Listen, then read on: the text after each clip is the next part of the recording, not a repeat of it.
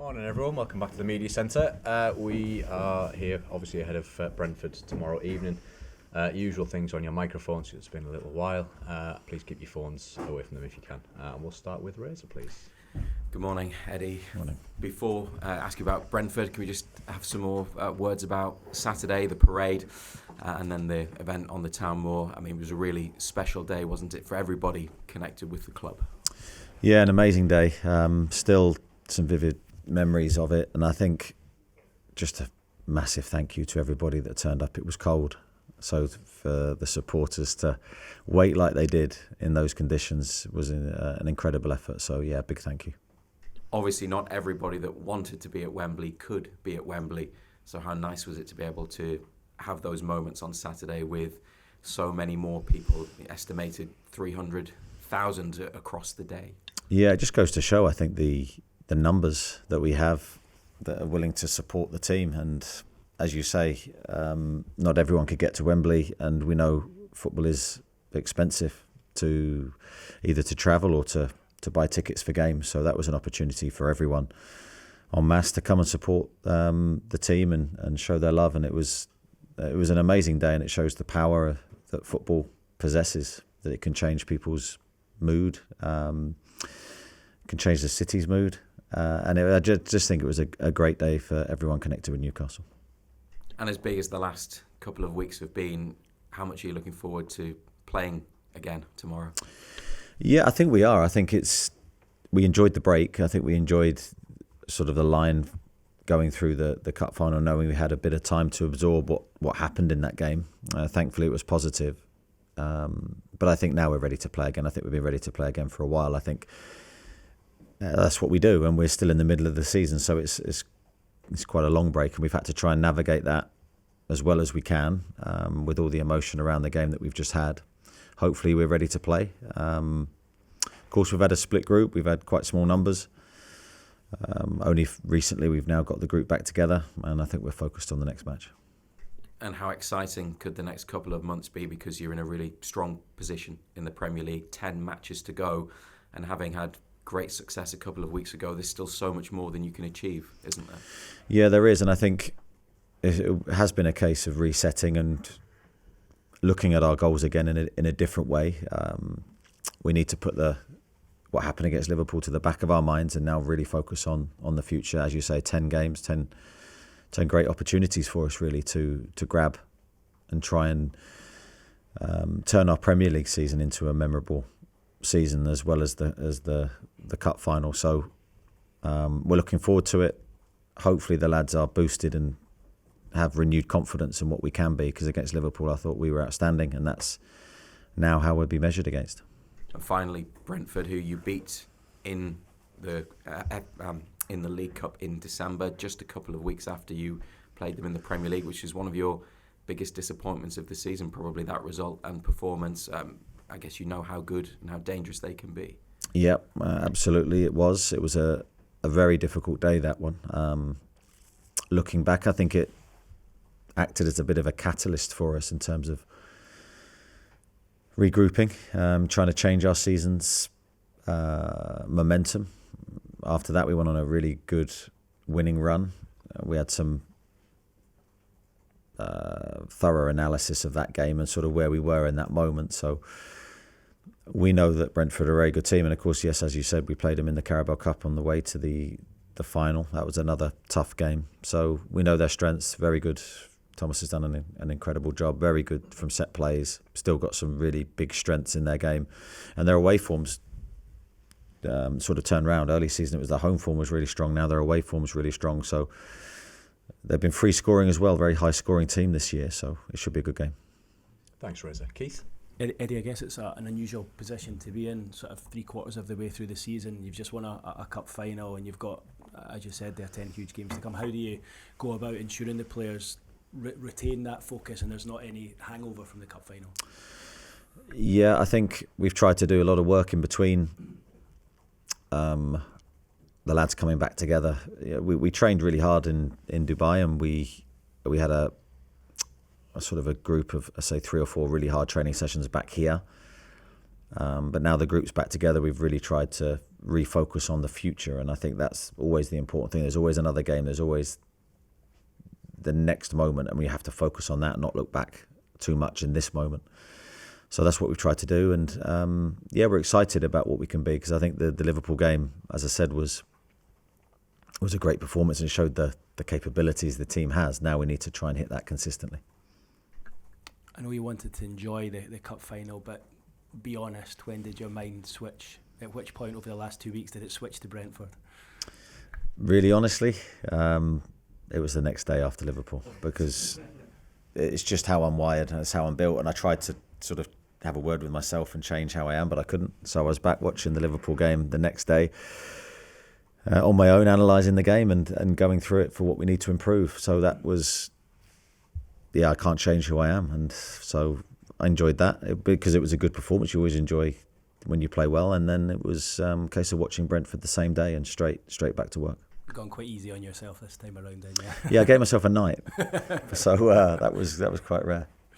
You've obviously got you had a few injury problems going into I can't remember if it was before or after the West Ham game now, but one of them being Sven Botman. Have you got any timescale as to when he'll return? Yeah, Sven's not too bad. He's had an operation, a very minor operation, just to clean out a bit of floating bone that was in his knee that was causing him the problem. I think the initial diagnosis, was between 6 to 8 weeks, but I think he's already got through 2 or 3 of those. So he's on the road. He's feeling good. Fingers crossed we'll see him probably in May sometime. And Anthony Gordon, after his pulling out of England? Yeah, Anthony has a really nasty bruise in and around his thigh, stroke groin area. He's up and running, feeling quite good. He hasn't trained with the group yet, so we anticipate to do that within the next few days, hopefully. And just finally from me, those scenes on Saturday, I think you'd describe it as mind-blowing. Are those the sort of scenes that you think could sort of attract other players to come to Newcastle in the future and say, look, this is what we've got here, this is the emotional connection with the fans, and also, allow, hopefully, to keep certain players at the club, and they might have felt that emotional connection on Saturday? Yeah, I think it can only enhance that, Keith. I think it's very difficult to say whether it have a tangible effect in the transfer market for us, but I think we've seen the power of Newcastle in a positive force globally. I'm sure the world's looked at us, and whatever your opinion on how we've reacted to the cup win, you can see the city's united. The football club is incredibly well supported. There's a connection that's unique, and I think that only puts us in a really positive light. Thanks, Keith. Andy? Not Eddie. There were, I think, fans falling from trees, they were perched on statues, etc. But in amongst all of that chaos, when you saw your kind of flag being draped over that, what was that moment exactly like for you as a person? Take away the football manager, what was it like for you as a person? I think you've also missed heads going through advertising boards, which was a unique one. So there were some sites there that you think, there was one particular person, I think, how's he got there? And how's he going to get down, more importantly? That's the other amazing thing. So it was incredible. But yeah, the flag moment was totally unexpected. Didn't know it was there, didn't know it was coming. I think you're sort of always in a little bit of shock in those moments, because it's never about one individual, it's never about me, it's always about the team. But there was just a lot of thanks from me to the people that thought of that and then contributed to delivering it, and it was a great moment for me personally to have that connection with the city, with the supporters, to acknowledge that they know that I'm trying for them and giving my best in the job. That's a really great thing to have. We've asked how the players have reacted. How does your family react to seeing scenes like that in Newcastle? Because you've talked at length before about how comfortable, how settled they are in the city, how much they belong in the city they feel. How did they react to seeing those scenes on Saturday? Very low key, which is probably good. I don't think they sort of necessarily saw and experienced what we saw and experienced. I think they're in another area. So I think they're very happy, obviously, and they're embracing everything. But they're kids, that they bring me back down to earth very, very quickly in a number of ways. So only in obviously a nice way, but you're sort of back to being their dad again. And I think for me in this time of my life, that's so important to have that relationship with them. There's a famous quote from Kevin Keegan that's been doing the rounds of late since the cup final, that one day Newcastle will have their club back, the fans will have their club back. Do you feel like that is now, that Newcastle as a city does have their club back after what's happened over the last fortnight? Yeah, it's very difficult to actually quantify that and sort of give a definitive moment when. But I think it's the unity. The unity is key. I think. I'm not going to talk about historically what's gone on at the football club. That's not my position to do so. But I can talk about since I've been here, and I've felt that unity. And that's the only chance you have to be successful. Truly successful is to have the club as one, and that's from the top, right to the bottom. And that's with the supporters and the players having that relationship where we're helping each other, not the other way around. And I think on the pitch, you've seen that teamwork work brilliantly. And I have to say, looking at Wembley again in isolation, the support we had that day definitely made a difference. Between players and supporters, we helped each other. And without a doubt, the supporters helped our performance. Just finally, you've talked about kind of where the fans were on Saturday, the various different perches that they found. You've talked about the passion that they showed. How does the team replicate that sort of passion in this first game back at St James's Park tomorrow night against Brentford that the fans have showed in the last 2 weeks? Yeah, I think we've got to be careful because obviously the players need to go out in a controlled way. As we did at Wembley, I think there was a really good balance from the players in the sense of we knew it was an important game, obviously a very important game, but the players just played what has been natural to them in recent weeks, concentrated on getting the details right, and of course played with emotion, but not too much emotion. And I think that's, again, absolutely vital against Brentford. We know it's a big game for us. We know there'll be a good feeling at the start of the game, but we need to control our emotions, get the detail right, and then you hope with the quality we have it's enough. Thank you. Adam? Sorry for being late, by the way. No problem. Looking back to the parade, what was like your core memory moment where you're like, if I'm an old man, when I'm an old man, that's the moment I'll be looking back on? I think I'm already an old man. What was the moment? I don't know if there was sort of one. I think it was just the sheer number of people. I think that every corner we turned, you think, well, it's going to back off in a second, but it didn't. If anything, it got stronger and stronger. So I think it was the sheer number of people. And as I said, I think at the time, not just the number, it wasn't just people clapping politely, it was people really in the moment and really showing their passion for the football club. And if anything, that's another lesson to us to respect the positions that we're in and work as hard as we can to continue to bring success. Your Brazilian players were the life and soul of the party by all accounts. Joe Linton having his own celebration, Bruno Guimaraes being the captain and life of the locker room. In terms of the synergy between Brazilian football culture and Newcastle, is that an avenue that you'll be looking to explore a bit more in the future? Well, yeah, I think when you look at our two Brazilian players, they've got a lovely personality, and they enjoyed the win. I mean, they have a unique way of celebrating.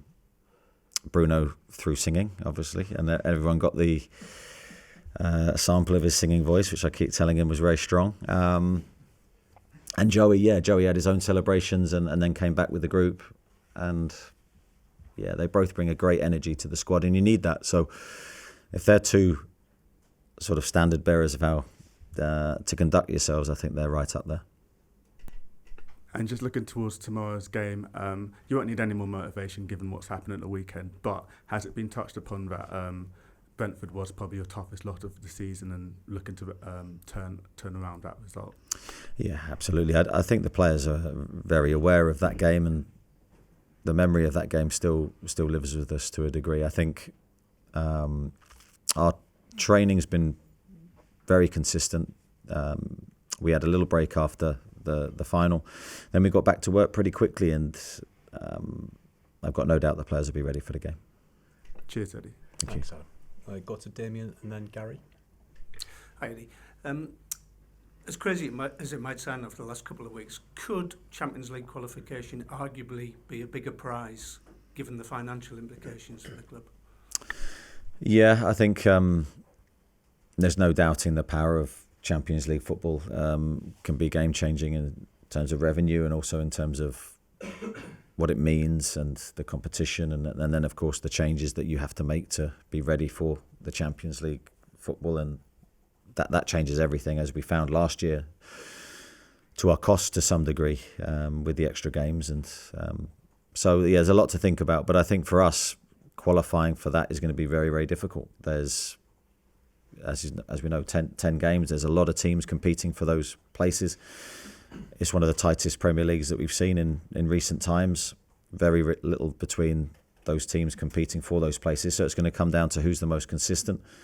Of course, we want that to be us. And in these 10 games, we're going to have to give everything to get there. And 2 seasons ago, after the final, as a staff and a squad, you regrouped and went on a really good run to finish where you did. Can you draw upon that experience this time around?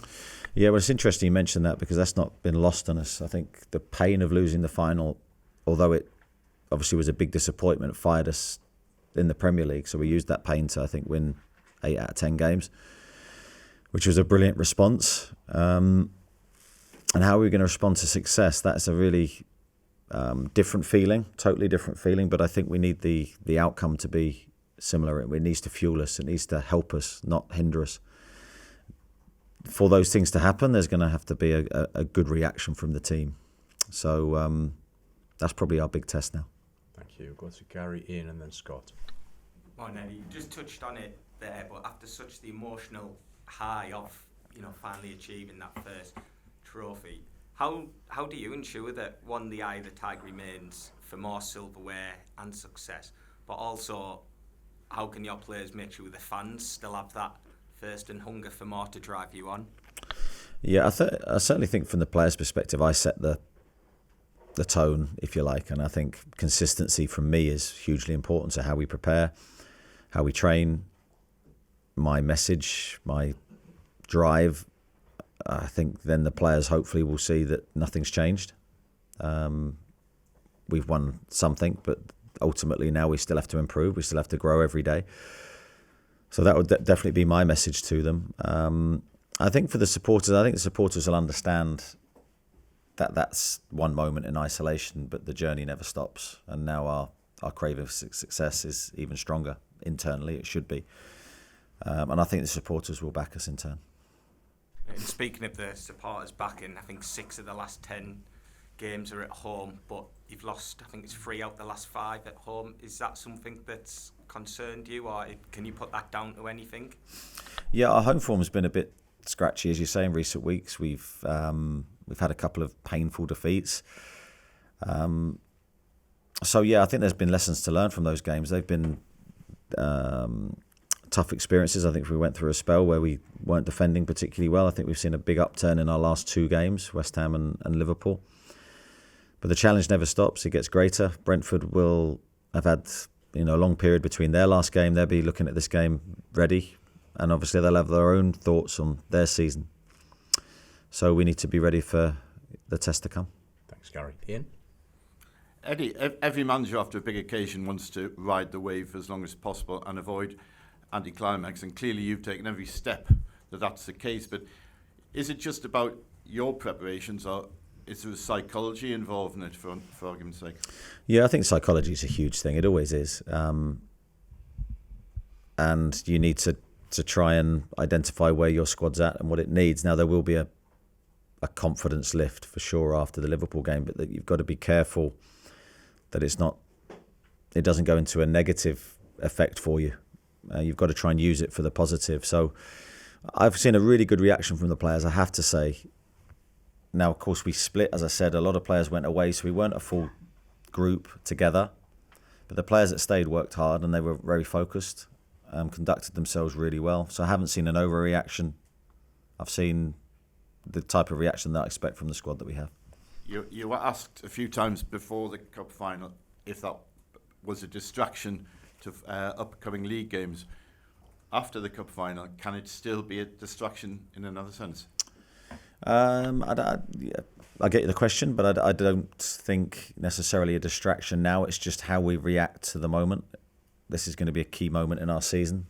Of course, it can be a negative reaction if we're not careful. we have to guard against that. But it also can be a huge positive reaction. We can galvanise ourselves and use the positive, and as you said earlier, go on the wave of positivity, and that's the avenue we have to take. Thanks, Ian. Scott, Luke, and then Lee. Hi, Eddie. Hi. How realistic do you think it is that we'll see Jamal before the end of the season? And how difficult a decision is it going to be with him post the end of the season? Because I think we've seen in the last few weeks just how big a figure and how popular a figure he is within the dressing room, and how much he's still a part of that. But he's obviously not played football for a long time, and maybe wasn't first choice before he got injured. Yeah, I think... I don't know whether we'll see Jamal before the end of the season. I don't really want to set a target on his time to return. I think he is started very light training with the squad, but that would be light, not necessarily in competitive drills. But on the drills that are non-competitive, he has joined in and he's looked really good. Small steps for him. We're hoping that he can definitely be joining in and competing in training before the end of the season. Whether that ties in with the team, or whether he gets there in time, let's wait and see for competitive action. But he's a big player, as you said. He's very popular. He's still a huge leader in the group. He's got a big presence. I'm delighted that he got the chance to lift the cup with the other guys, and he deserved that moment for the length of time that he's been here in the service he's given the club. Thanks, Scott. Luke? Right, party over time. Let's get some annoying questions going. When will you start planning for summer recruitment? Yeah, I think, well, that's going on in the background, probably without my involvement at the moment, but that will change hopefully in the next few weeks. When you talked about the Brentford game, I think looking back, I think you said there was a bit of soul searching went on. Can you define what thorough analysis was? Because that did feel like, as you said earlier, a really crucial turning point. Were some home truths told then? Yeah, I think whenever we lose, I think we always try to be very honest in our feedback to the players, and the players are very honest with themselves. And we knew as a group that was way below the standards that we expect. Not so much in terms of the general performance, but the goals we conceded that day were really uncharacteristic for us. Very soft. So I think there was just some frank honesty between us all, and an acknowledgement that we needed to improve.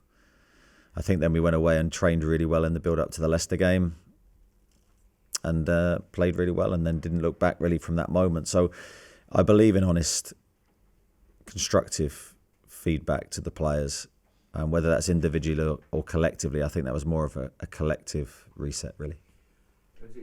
Is that the big weakness in this team still, that it's not quite consistent enough, that you are capable of delivering those sorts of performances? You think it's been a brilliant season, but we have seen those performances. Yeah, I can't argue with that, Luke. I think that is the question mark against us. I include myself in that. That's the question mark against us. Can we be the team that we were against Liverpool? You're not going to be there every game. It's impossible to reach that standard, but you can still reach a standard and still win the game. And that's what we've got to try and do. We have done it. We played West Ham before we played Liverpool. We didn't play great, but we won the game through defensive steel, really. And I think it's finding ways to win games when you're not at your best, and then hopefully on the days that your performance is where you need it to be, you've got enough quality to win. Thank you. Okay, just a few to get through, so we can just nudge it to a couple of questions maximum each. We'll go to Lee, Craig, and then to Jordan. Eddie, how have you guard against the sort of euphoria that's been going on in the last couple of weeks in terms of people getting swept away with the situation?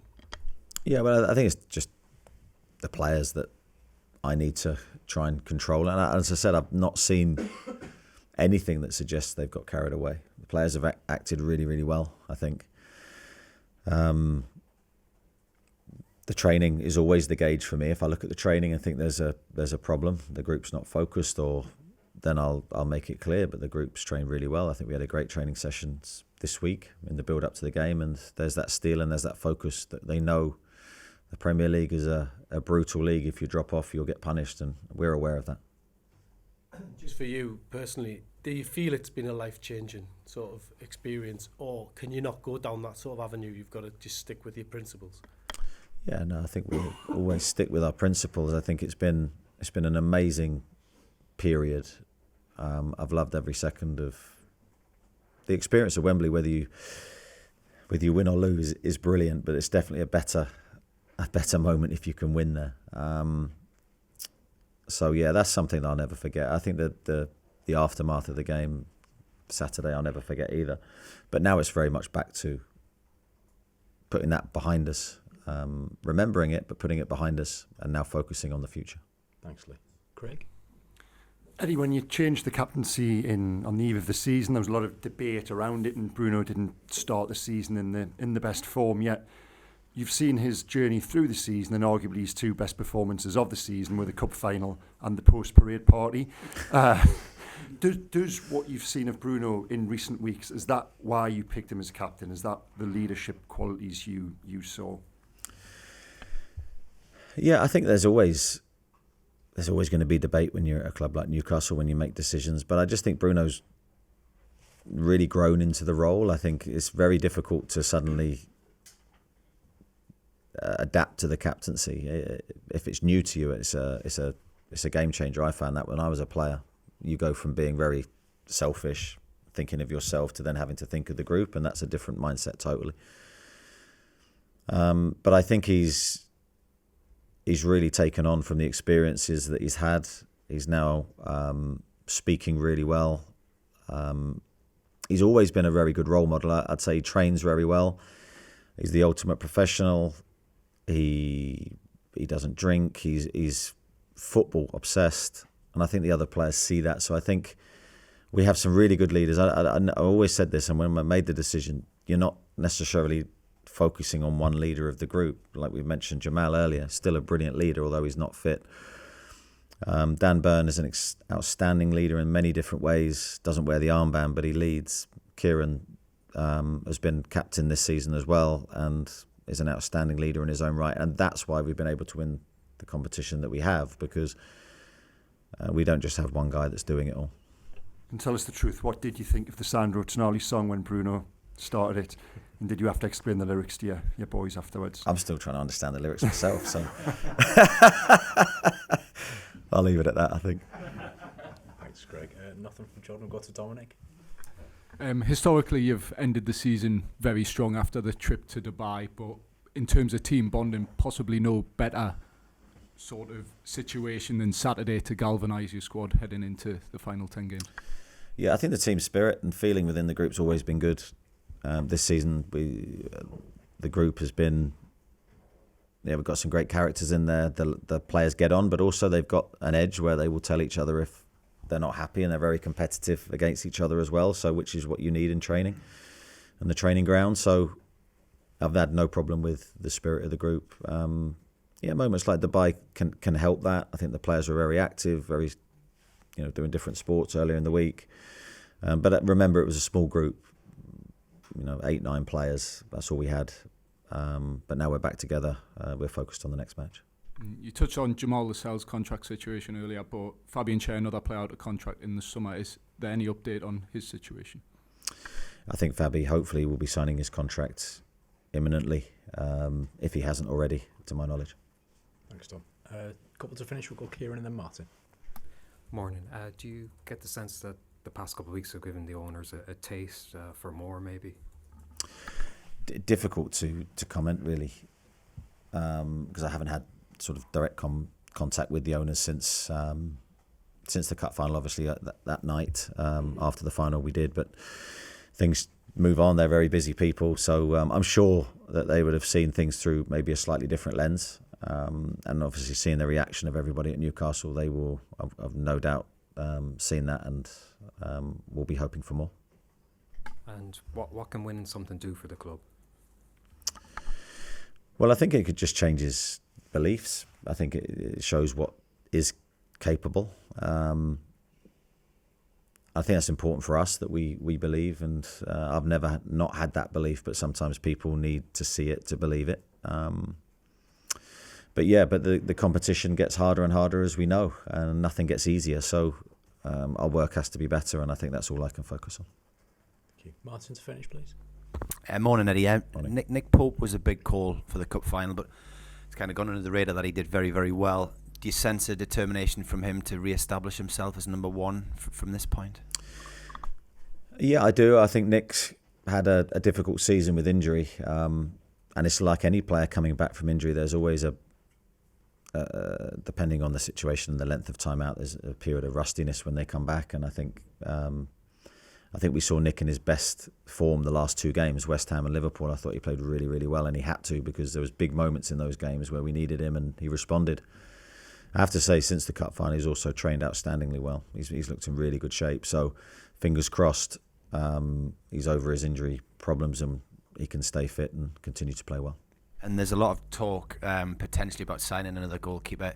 Does he remain your number one, and does he still have international ambitions at this stage in his career? I'm sure he does. I mean, I haven't necessarily had those conversations at length with him. It's been about regaining his best form and training, everything that goes into delivering your best form. We've really tried to focus on that with him, but I'm sure he'll have his own individual aims and ambitions, and why not? For me, he's an outstanding shot stopper, and he showed that against Liverpool with his save from Curtis Jones.